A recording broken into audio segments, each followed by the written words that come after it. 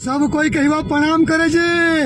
और हमने एवं जाए काराकाट के क्षेत्र में, कहा कि काराकाट के क्षेत्र में ज्योति सिंह दीदी का नाम एकदम छैल है। बच्चा बच्चा बूढ़ सियान हर कोई के जुबान पे एक नाम हुआ ज्योति सरकार, ज्योति सरकार। यहाँ तक कि कलाकार भी ज्योति दीदी के सपोर्ट में हुआ गए। तो हमारे कलाकार गौतम सिंह ज्योति सिंह दीदी के सपोर्ट में वो गाना गए हवा। तो हम चाहे कि तुम सब गाना के सुनू और पूरा प्यार द्वारा से बात दू, ज्योति सिंह दीदी के सपोर्ट करूँ, गाना के माध्यम से सपोर्ट देखे हो भाई। बहुत प्यारा गाना है। कैसे भाव कैसे है जी?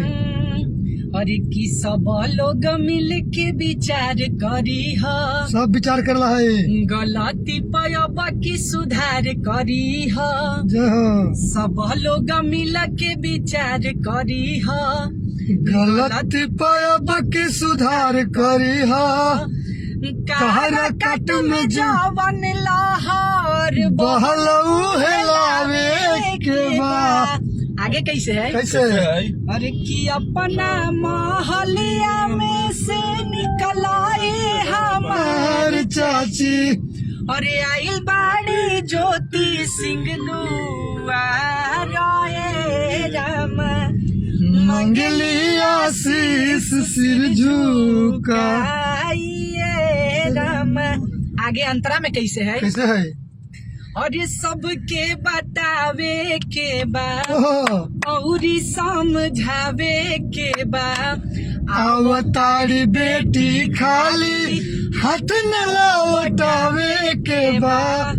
अरे रौरा घर के बेटी बाड़ी कृपा बनावे के बा। जहो। अरे कि अपना महलिया में से निकलाए हमार चाची। आइल बाड़ी ज्योति सिंह दुआर राम, मांगली आशीष सिर झुकाइए राम। सब कोई के पूरा प्यार दुलार से बात देवेला है जी। कहे कि अबरी ज्योति सिंह दीदी के वर्चस्व लहर कलाकार के क्षेत्र में आवाज चलाइत, हर घर से अब आवाज आवे अबरी बार ज्योति सरकार, अब की बार ज्योति सरकार। तो आप भी अपने घर से बाहर निकलिए, ज्योति सिंह के लिए अपना कदम बढ़ाइए। अबरी ज्योति सिंह दीदी के जितवावेला है, अपन क्षेत्र के विकास करवावेला है जी। सब कोई तैयार हो ना?